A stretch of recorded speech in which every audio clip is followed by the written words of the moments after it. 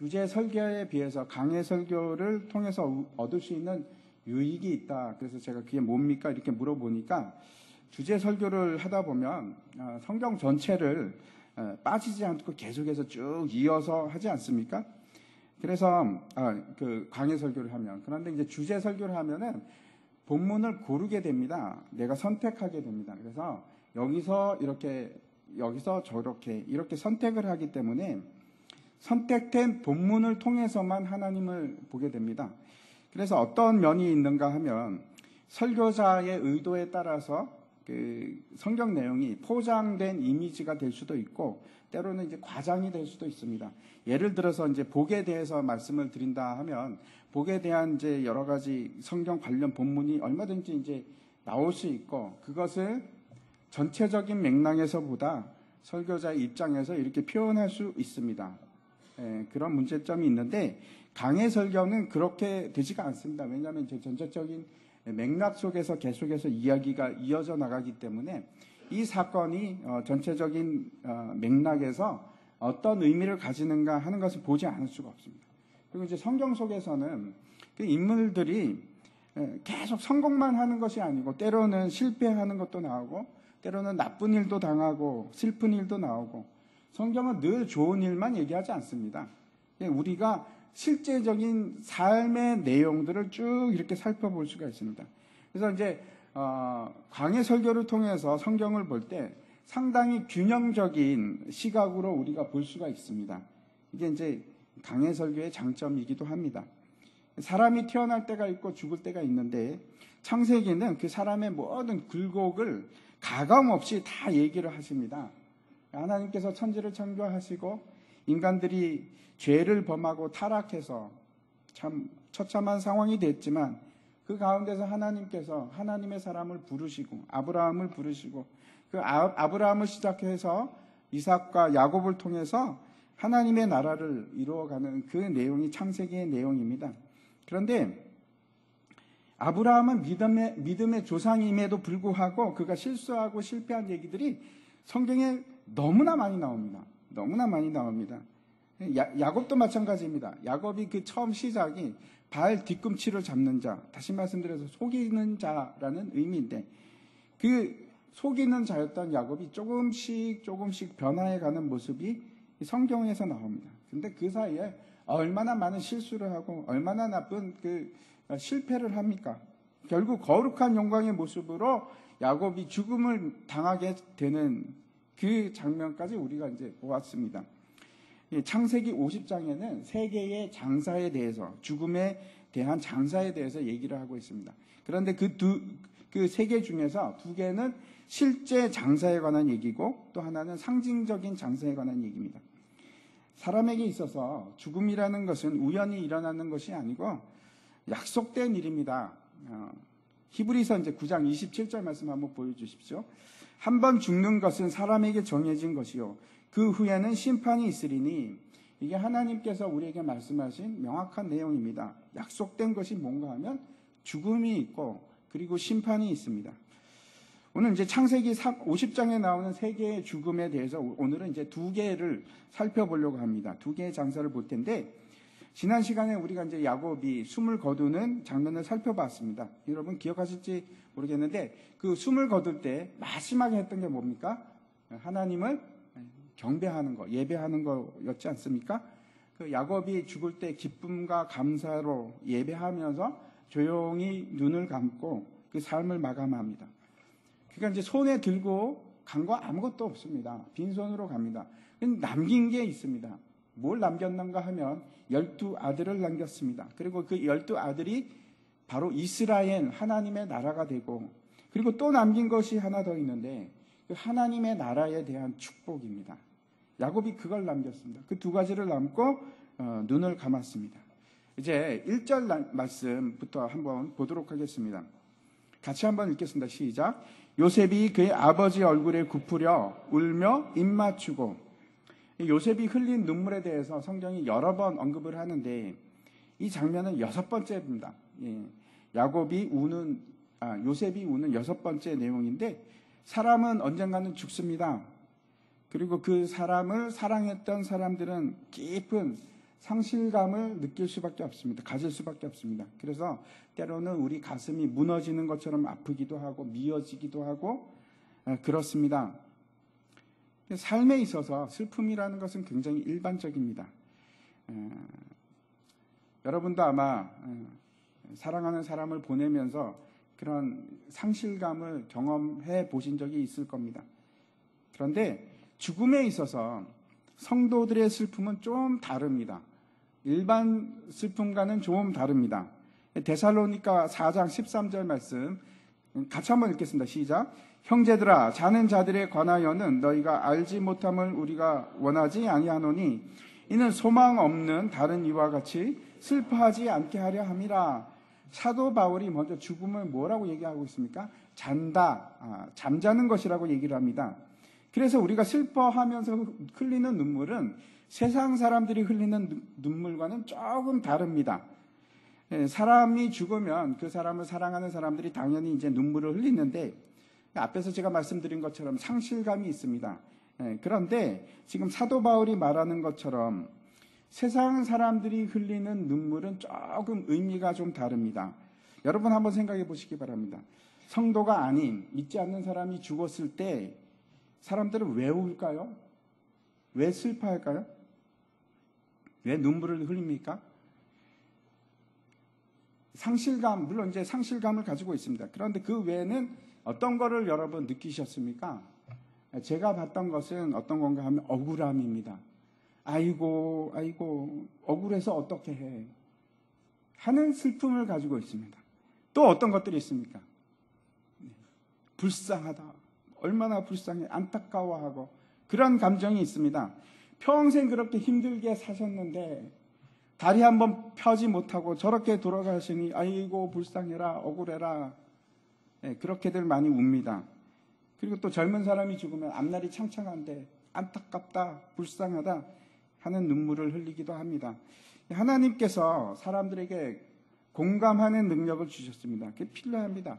사람이 죽었으면 같이 우는 겁니다. 함께 아파하고 함께 눈물을 흘리는 것은 당연합니다. 그런데 우리들은 세상 사람들이 흘리는 그 눈물과는 좀 다른 눈물을 흘리게 됩니다. 여러분, 세월호가 이제 침몰했을 때 아이들이 많이 죽었습니다. 아마 국민적으로 많은 사람들이 다 눈물을 흘렸을 것으로 생각을 합니다. 저도 눈물을 흘렸습니다. 근데 여러분은 만약에 우셨다면 왜 우셨습니까? 불쌍해서 우셨습니까? 안타까워서 우셨습니까? 그런 것도 있겠죠.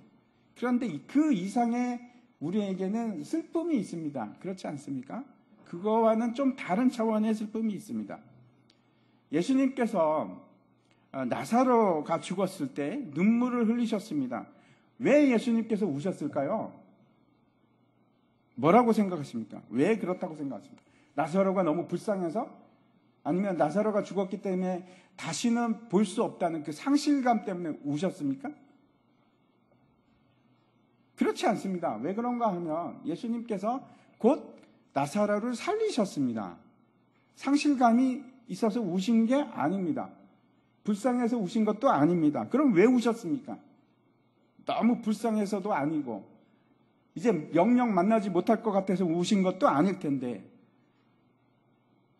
예수님께서 우신 가장 큰 이유는 나사로 자체에게 있지 않습니다. 왜 우셨는가 하면 그 이유는 죽음 자체, 다시 말씀드려서 여전히 죽음이 승리하고 이 땅을 지배하고 있는 그 현실 때문에 우신 겁니다. 여러분, 죽음은 우리의 원수입니다. 대적입니다. 여러분 기억하시기 바랍니다. 우리가 죽는 이유는 하나님께서 원래 우리를 죽도록 만드셨기 때문에 죽는 것이 아니라 우리가 죽는 이유는 죄 때문에 죽는 것입니다. 사망의 권세가 이 땅을 지배하고 있기 때문에 그래서 우리가 죽는 겁니다. 그것 때문에 예수님께서 슬피 우셨습니다. 고린도전서 15장 말씀인데 제가 읽겠습니다. 이 썩을 것이 썩지 아니함을 입고 이 죽을 것이 죽지 아니함을 입을 때에는 사망을 삼키고 이기리라고 기록된 말씀이 응하리라. 사망아 너의 승리가 어디 있느냐? 사망아 내가 쏘는 것이 어디 있느냐? 사망이 쏘는 것은 죄요, 죄의 권능은 율법이라. 이렇게 말씀하고 있습니다. 죽음은 여전히 이 땅에서 우리 가운데 가만히 들어와서 우리의 생명을 훔칩니다. 그리고 우리를 상처내게 만들고 우리를 슬픔 가운데 있게 만듭니다. 그것이 사망입니다. 존 캐블이라는 목사님이 계신데 그분이 이런 말씀을 하셨습니다. 뭐라고 하셨는가 하면 고통받는 사람들에게 주신 하나님의 최고의 선물은 눈물이다. 이런 말씀을 하셨습니다. 똑같이 시편 50편 30편 5절에 보면 이렇게 되어 있습니다. 그의 노여움은 잠깐이요 그의 은총은 평생이로다. 저녁에는 울음이 깃들을지라도 아침에는 기쁨이 오리로다. 눈물이라는 것은 여러분 사람의 상처를 치유하는 그런 놀라운 능력을 가지고 있을 뿐만 아니고 눈물 자체가 치유의 과정이기도 합니다. 그래서 만약에 그것을 슬픔의 감정을 막 억누르면 좋지 않습니다. 굉장히 힘들어지고 그것이 오히려 우리에게 분노가 됩니다. 그래서 우셔야 합니다. 그 50장에는 두 번에 걸쳐서 요셉이 눈물을 흘리는 장면이 나오는데 여기가 첫 번째 요셉이 흘린 눈물이고 이거는 어떤 건가 하면 자신을 지극히 사랑했던 그 아버지 야곱을 떠나보내면서 흘리는 눈물입니다. 뿐만 아니고 요셉에게 있어서 자신의 아픔과 슬픔을 치유하고 떠나보내는 그런 특별한 눈물입니다.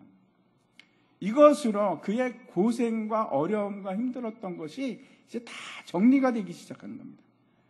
45장에 보면은 요셉이 형들을 요셉이 만납니다. 그리고 이제 감정을 억제하지 못해서 방성대곡을 하고 통곡했던 그런 장면이 나오는데 그때 형들에 대한 미운 감정과 그런 아쉽고 억울한 감정이 다 씻겨 내려가기 시작했다면 이제 아버지의 죽음을 통해서 그 흘리는 눈물은 지금까지의 그 모든 과거가 그 아픔과 슬픔이 정리되는 겁니다. 장사되는 것입니다. 과학자들 얘기에 의하면은 실제로 이제 눈물을 흘리는 것은 굉장히 좋은 영향을 우리에게 미칩니다. 좋은 효과들이 많은데 여러 가지 효과가 있는데 첫 번째는 어떤 건가 하면 눈물은 해독 효과가 있다고 합니다. 눈물 속에 굉장히 좋지 않은 그 독성 물질들이 함께 나옵니다. 그러니까 아픔을 느낄 때 흘리는 눈물과 감정이 북받쳐서 흘리는 눈물은 전혀 그 성분이 다르다고 합니다. 감정을 통해서 우리가 눈물을 흘리기 시작하면 그 속에는 해독작용이 생겨나기 시작합니다. 좋지 못한 독소들이 빠져나가기 시작하고 그 다음에 이제 두 번째 어떤 일이 일어나냐면 특정한 호르몬이 분비되기 시작합니다. 그래서 스트레스가 해소가 되기 시작하고 그리고 또 안정을 찾게 됩니다. 세 번째 이제 눈물을 흘리게 되면은 엔돌핀이 그렇게 많이 방출이 된다고 합니다. 엔돌핀이 방출이 되면서 우리 사람의 마음을 무겁게 하는 그 원소들이 있습니다. 그 망간 같은 건데 그런 것들이 빠져나가기 시작합니다. 마음이 가벼워지고 안정이 되고 그리고 또 눈물은 사람들과의 관계를 깊게 만들어준다고 합니다. 또 다른 효과가 있는데 눈물을 흘리면은 몸의 면역력이 굉장히 상승한다고 합니다. 너무 좋지 않습니까? 그리고 마지막으로 한 가지 더 덧붙이면 눈물을 흘리면 머리가 맑아진다고 합니다. 너무나 좋지 않습니까? 눈물을 흘리셔야 합니다. 공감하시고 아픈 것들을 눈물로 치유하시기 바랍니다. 이제 요셉이 그 아버지의 시신을 이제 가나안 땅에 묻기 위해서 이제 준비를 하는데 성경 전체에서 이렇게 장사에 관해서 이렇게 자세하고 많은 그 내용을 할애해서 쓴 사람은 두 사람밖에 없습니다. 한 사람이 야곱이고 또 한 사람은 누굴까요? 예수님하고 두 사람의 장사에 대해서만 자세하게 기록하고 있습니다. 그리고 이제 이 야곱의 이 장사를 보면은 그 규모가 어마어마합니다. 몸을 이제 향으로 처리를 하는데 미이라를 만드는 겁니다. 미이라를 만드는데 그 기간이 며칠이 걸렸다고 여기 기록하고 있는가 하면 40일 동안. 안에 이제 그 장기나 내장, 뇌 같은 거 다 꺼냅니다. 다 꺼내고 그걸 향으로 다 채우는 겁니다. 그렇게 하는데 40일의 그 날들이 걸렸을 뿐만 아니고 곡을 하는데 그 가족만 곡을 하는 것이 아니고 애굽 사람들이 함께 곡을 합니다. 근데 며칠 동안 곡을 했다고 여기 나온지 한번 보시기 바랍니다. 며칠입니까? 70일 동안 곡을 합니다. 70일. 여러분 상상이 가십니까? 어떤 사람은 이게 말이 되느냐? 무슨 70일 동안 곡을 하느냐? 저는 믿습니다. 왜 그러냐면 한국에서는 국상을 당하면 몇 년을 울었습니까? 3년 동안 울었는데 뭐 70일 정도야.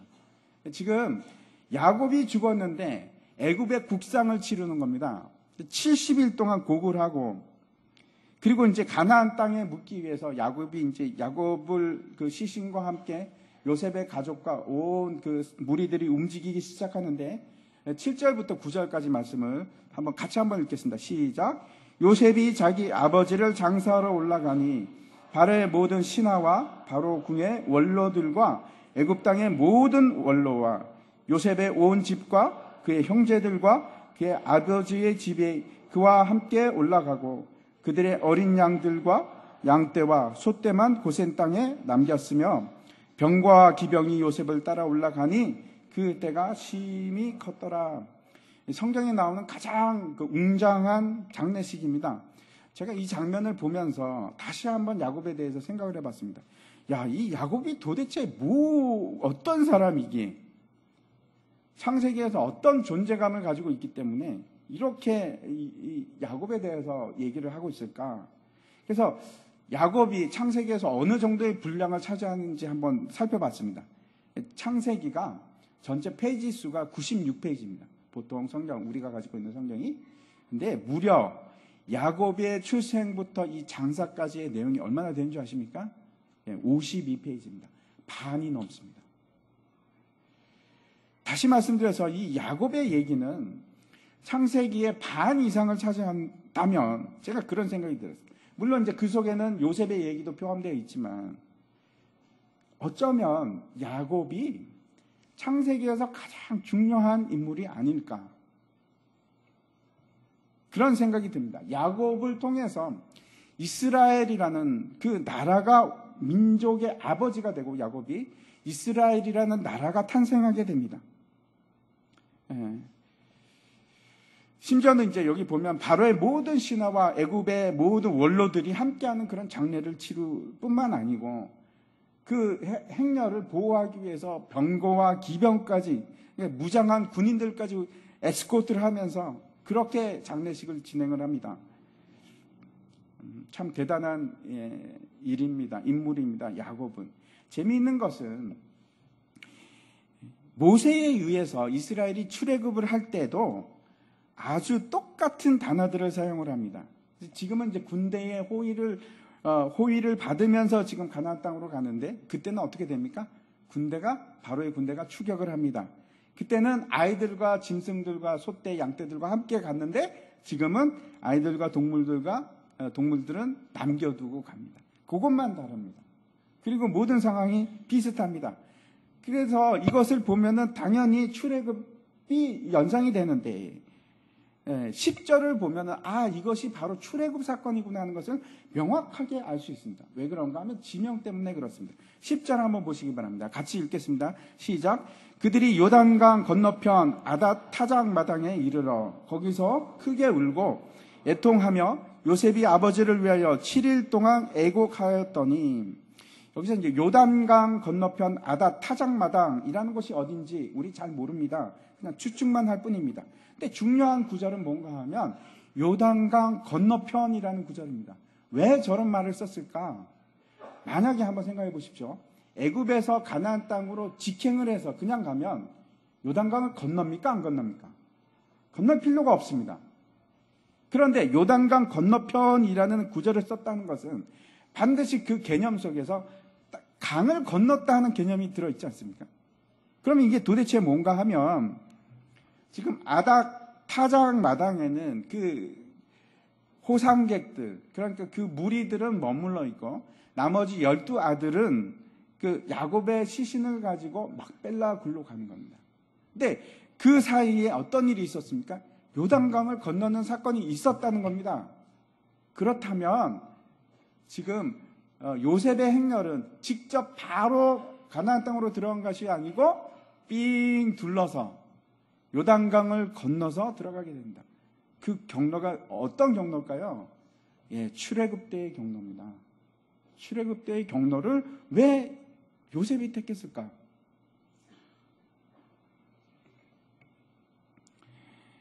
다시 말씀드려서 야곱의 장사는 단지 죽음과 막벨라 굴에 묻힌다는 의미만을 가지고 있는 것이 아니고 지금 뭘 보여주시는가 하면 하나님께서 반드시 이스라엘 이와 같이 구원하실 것이고 가나안 땅으로 돌이키게 하실 것이다. 출애굽을 보여주는 겁니다.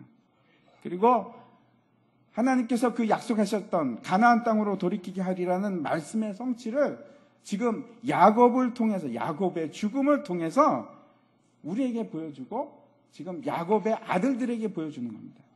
이것이 첫 번째 장사 얘기입니다. 야곱이 죽는 것은 그것으로 끝나는 것이 아니고 뭘 바라보게 하는가? 가나안 땅을 바라보게 하는 겁니다. 출애굽을 바라보게 하는 겁니다. 우리는 언젠가는 이 땅을 떠나서 가나안 땅으로 갈 사람들이구나. 그것을 알게 하는 겁니다. 이제 두 번째 죽음에 대한 장사를 살펴보도록 하겠습니다. 이 죽음은 요셉 자신에 대한 죽음입니다. 15절입니다. 15절 같이 읽겠습니다. 시작. 요셉의 형제들이 그들의 아버지가 죽었음을 보고 말하되 요셉이 혹시 우리를 미워하여 우리가 그에게 행한 모든 악을 다 갚지나 아니할까 하고 아버지 야곱의 장사가 이제 끝나자 형들에게 두려움이 생기기 시작했습니다. 혹시 요셉이 나에게 보복하는 건 아닌가 하는 두려움입니다. 우리가 이제 어릴 때부터 들어왔던 얘기가 있습니다. 영화를 볼 때도 그렇고 저는 이제 보진 않았는데 요즘에 이제 유행하는 영화 중에 하나가 어벤져스 하는 영화이지 않습니까? 그 어벤져라는 말이 보복하는 자, 복수하는 사람 그런 뜻입니다. 우리가 알고 있는 대부분의 이야기의 주된 내용이 뭔가 하면 권선징악과 복수입니다. 그것도 이제 주인공이 복수를 하면은 기가 막히게 이제 재미있습니다. 희열이 막 훨씬 더 커지고. 제가 어릴 때 아주 재미있게 읽었던 책 중에 하나가 몬테크리스토 백작, 여러분도 아시죠? 복수 얘기입니다. 복수 얘기인데 너무나 재미있게 읽었던 기억이 있습니다. 대부분의 복수 얘기들이 그런 내용입니다. 주인공 또는 이제 가족이 악한 들로부터 해를 당하고 뭐 몇 년 동안 절치부심 막 준비를 했다가 막 거의 신적인 힘으로 복수를 하는 겁니다. 그러면 기쁩니다. 아주 통쾌합니다. 이런 것들이 우리가 잘 알고 있는 이야기의 내용입니다. 자연스러운 이야기입니다. 그런데 이 얘기는 다른 얘기입니다. 전혀 자연스럽지가 않습니다. 우리가 알고 있는 얘기가 아닙니다. 우리는 이제 지금도 그런 생각을 가지고 있습니다. 누가 나에게 피해를 줬다. 누가 나에게 몹쓸 짓을 했다. 두고 보자. 그래. 그리고 잘 써놔보자. 내가 반드시 갚아줄 거야. 그런 생각 하지 않습니까? 그게 우리에게는 너무나 자연스러운 생각 아닙니까? 아닌 것처럼 그러시는데. 우리가 꿈꾸는 건 뭔가 하면 내가 정의의 사도가 되어서 악한 사람들을 다 물리치고 내가 복수하고 내가 히어로가 되는 겁니다. 그게 꿈입니다. 두고 보자. 그래, 잘 되나 보자. 내가 갚아주리라. 16절과 17절 한번 보시기 바랍니다. 형들이 요셉에게 이제 이렇게 얘기합니다. 제가 읽겠습니다. 요셉에게 말을 전하여 이르되 당신의 아버지가 돌아가시기 전에 명령하여 이르시기를 너희는 이같이 요셉에게 이르라. 내 형들이 내게 악을 행하였을지라도 이제 바라건대 그들의 허물과 죄를 용서하라 하셨나니 당신 아버지의 하나님의 종들인 우리 죄를 이제 용서하소서 하며 요셉이 그들이 그에게 하는 말을 들을 때 울었더라. 이게 두 번째 울음입니다. 사람은 쉽게 바뀌지 않습니다. 변하지 않습니다. 하루아침에 여러분 갑자기 사람이 확 변할 것 같습니까? 그렇게 보일 뿐입니다. 천천히 바뀝니다. 바뀌어도 아주 천천히 바뀝니다. 계속해서 내 속에 있는 내 옛 사람, 옛 자아가 영향을 계속해서 미칩니다. 이 요셉의 형들도 마찬가지입니다. 먼저 우리가 생각해 볼 것은 한번 잘 보십시오. 정말 야곱이 이렇게 말했을까요? 형들에게 야, 너희 요셉에게 가서 요셉아, 너 형들을 용서하라고 내가 명한다. 이렇게 얘기했을까요? 한번 상식적으로 한번 생각해 보십시오. 만약에 야곱이, 물론 이제 성경에는 그런 내용이 전혀 안 나옵니다. 지금 이 구절에 형들이 이렇게 얘기하는 겁니다. 뭐라고 얘기하냐면 형들이 요셉아, 아버지가 그러셨는데 네가 우리를 용서해야 된다고 하셨어. 그렇게 명령하셨어. 상식적으로 한번 생각해 보십시오. 야곱이 정말 그런 말을 했다면 누구에게 했겠습니까? 형들에게 했겠습니까? 아니면 요셉에게 했겠습니까? 당연히 요셉에게 해야죠. 용서할 사람은 요셉인데, 요셉아, 불러다가 요셉아, 너 형들 이제 용서해야지. 그렇게 하는 것이 맞지 않습니까? 야곱이 어떻게 형들한테 찾아가고 그 형들한테 요셉에게 용서하라고 얘기해줘 라고 하겠습니까? 이치에 맞지 않습니다. 아마 거짓말일 겁니다. 형들이 지금 거짓말하는 겁니다.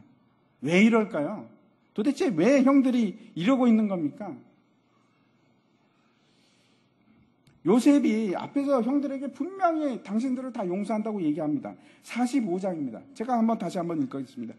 당신들이 나를 이곳에 팔았다고 해서 근심하지 마소서. 한탄하지 마소서. 하나님이 생명을 구원하시려고 나를 당신보다 먼저 보내셨나이다. 지금 그러고 나서 서로 껴안고 울고 키스하고 다 화해했습니다. 그런데 그럼에도 불구하고 형들은 요셉의 말을 믿지를 못합니다.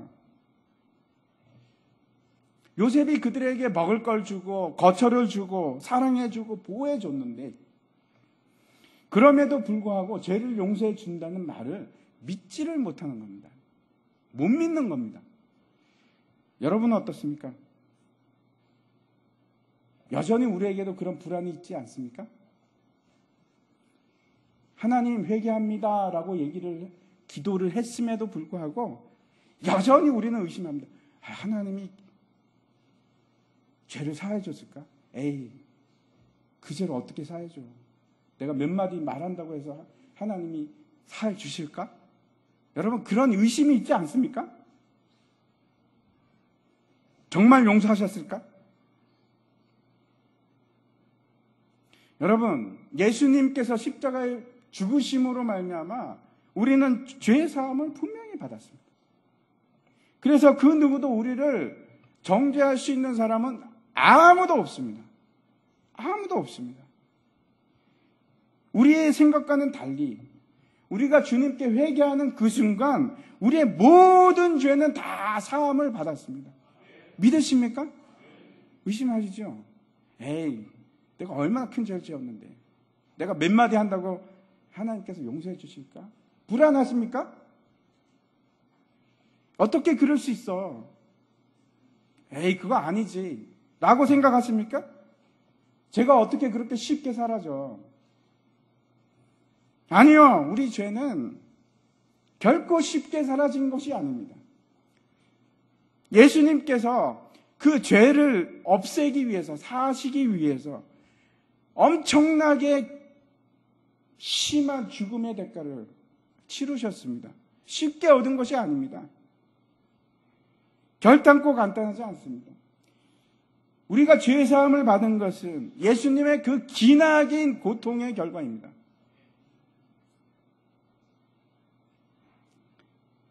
그래도 전혀 믿을 수가 없습니까? 어떻게 그게 가능합니까? 그때 요셉이 눈물을 흘리기 시작합니다. 요셉을 생각해 보십시오. 요셉은 애굽의 2인자입니다. 총리입니다. 그에게 모든 권세가 다 있습니다. 그런데 그 사람이 울기 시작합니다. 왜 웁니까? 여러분, 이 두 번째 요셉이 눈물을 흘리기 시작하는데 왜 울었다고 생각하십니까? 아, 형들 너무해. 내 말을 그렇게 못 믿어 해서 우는 울음입니까? 아닙니다. 그런 울음이 아닙니다. 요셉은 이 형들의 간교함 때문에 우는 겁니다. 요셉은 이 형들의 믿음 없음에 대해서 우는 겁니다.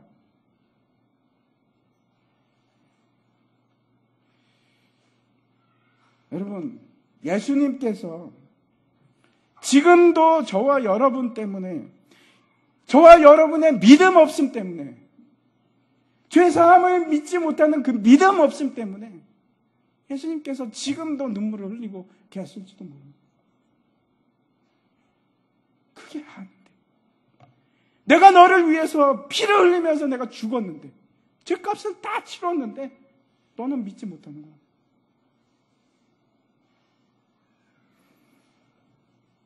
요셉의 형들이 이제 요셉을 찾아와서 엎드려서 다시 뭐라고 하는가 하면 우리는 당신의 종들이니다 이렇게 고백을 합니다. 그리고 바짝 엎드리는 겁니다.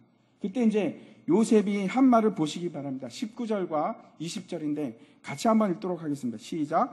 요셉이 그들에게 이르되 두려워하지 마소서 내가 하나님을 대신하리이까. 당신들은 나를 해하려 하였으나 하나님은 그것을 선으로 바꾸사 오늘과 같이 많은 백성의 생명을 구원하게 하시려 하셨나니. 제가 여러분에게 질문을 하나 드리도록 하겠습니다. 어떻게 해서 요셉은 그 속에 이러한 사랑과 용서와 자비와 동정과 그 연민의 정 같은 게 그런 게 어떻게 생겼을까요?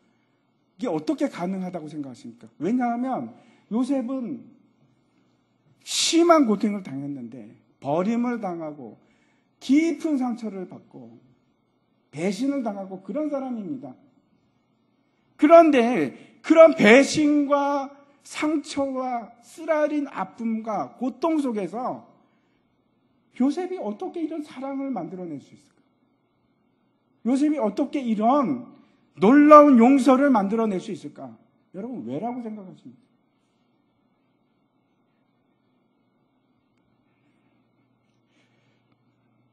여러분 이런 것이 가능하다고 생각하십니까? 여러분은 그러실 수 있으십니까?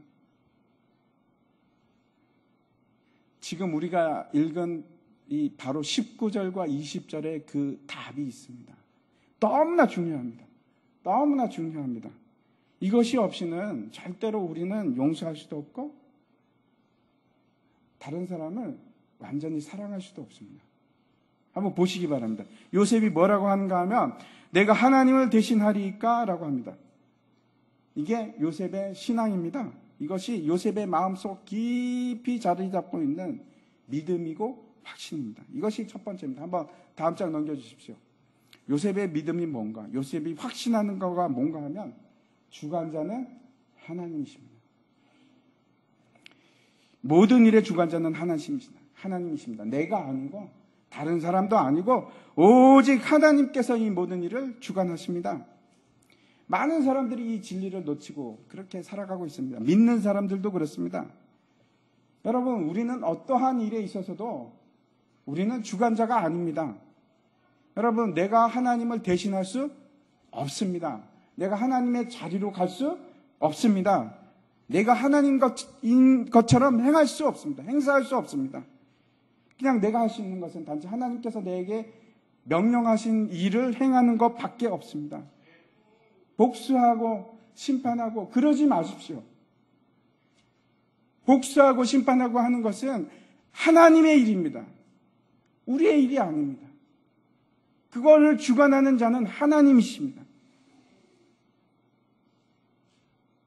내가 하나님을 대신할 수 없습니다. 여러분, 그건 우리의 일이 아니고 하나님께서 주관하시는 일이니까 아예 생각도 하지 마십시오. 복수하려고 생각도 하지 마십시오. 그냥 하나님께서 원하시는 것은 그의 말씀에 순종하시기를 원합니다. 내가 주관자가 아닙니다. 우리는 하나님이 아니고 우리는 심판할 수 없습니다. 우리는 재판장이 아닙니다. 요셉이 그러는 겁니다. 나는 애굽의 총리이지만 나는 하나님이 아닙니다. 내가 당신들을 심판할 수 없습니다.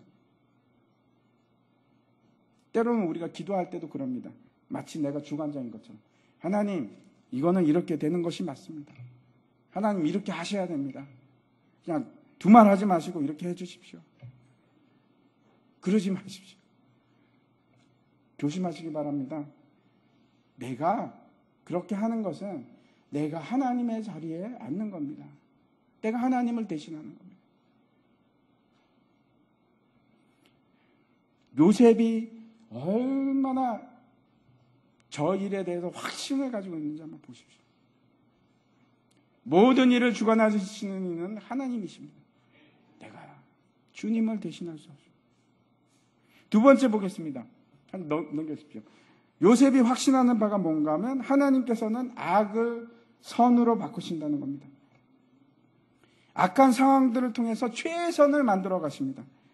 사람들이 내게 어떻게 하든, 지금 상황이 나를 어떻게 몰고 가든 그런 거하고 전혀 상관없이 하나님께서는 반드시 나를 선하고 너무나 아름다운 곳, 그것으로 결국은 이끌어 가신다는 분명한 확신을 가지고 있는 겁니다. 지금 상황하고는 상관없습니다. 하나님께서는 반드시 기필코 나를 선한 곳으로 데리고 가실 겁니다. 하나님께서 이루시고자 하는 것은 그의 나라와 그의 백성들입니다. 근데 하나님께서 이 일을 요셉을 통해서 이루어 가십니다. 요셉이 만약에 애굽에 팔리지 않았더라면, 요셉이 만약에 감옥에 갇히지 않았더라면, 그가 그 고통을 당하지 않았더라면, 여러분 결코 하나님께서 요셉을 통해서 구원을 이루실 수가 없는 겁니다. 지금 여러분 어려운 상황이 있습니까? 지금 도대체 말도 안 되는 상황이 있다고 생각을 하십니까? 그래도 여러분 하나님께서 움직이기 시작하시면은, 하나님께서 이루시기 시작하면 모든 것이 다 선으로 바뀝니다. 그리고 최고로 아름다운 결과를 우리가 누릴 수가 있습니다. 믿으십니까? 요셉은 그 사실을 지금 확신하고 있습니다. 로마서 말씀입니다. 8장 28절, 우리가 잘 아는 말씀입니다. 우리가 알거니와 하나님을 사랑하는 자, 곧 그의 뜻대로 부르심을 입은 자들에게는 모든 것이 합력하여 선을 이루느니라. 이제는 여러분 이런 말 하지 마십시오. 나는 안 돼. 나는 정말 운이 없나 봐. 왜 나는 나쁜 일만 생길까? 그러지 마십시오. 그 나쁜 일이 아닙니다. 하나님께서 반드시, 여러분이 하나님을 사랑하는 자들이라면 반드시 그것을 선으로 바꿔버리십니다. 어떤 상황도 상관없습니다. 여러분, 하나님은 여러분이 생각하는 하나님보다 훨씬 더 크십니다. 훨씬 더 크십니다. 불가능할 것 같습니까? 아닙니다. 하나님께서는 하시고자 하시면 하십니다. 반드시 이루어 가십니다. 그리고 그 선을 이루시는 목적이 있습니다. 그게 뭔가 하면, 오늘 본문에서 뭐라고 하십니까? 다시 한번 20절 보시면은, 그 이유는 많은 백성의 생명을 구원하시려고, 그게 목적이십니다. 이제 세 번째 보겠습니다. 요셉이 어떻게 그 사람을 용서하고 사랑할 수 있는지. 요셉이 확신하는 것이 있습니다. 그게 뭔가 하면, 하나님께서는 사람을 통해 도우신다. 그걸 확신합니다. 하나님께서는 사람을 사용해서 일하신다. 21절 말씀 한번 보도록 하겠습니다. 제가 읽겠습니다. 당신들은 두려워하지 마소서. 내가 당신들과 당신들의 자녀를 기르리이다 하고 그들을 간곡한 말로 위로하였더라.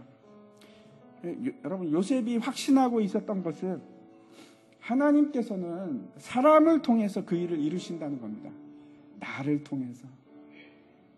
내가 사랑과 자비를 베품으로. 이런 겁니다. 형들, 당신들은 나를 팔았지만, 당신들은 나를 죽이려고 했지만, 나는 당신들을 보호할 겁니다.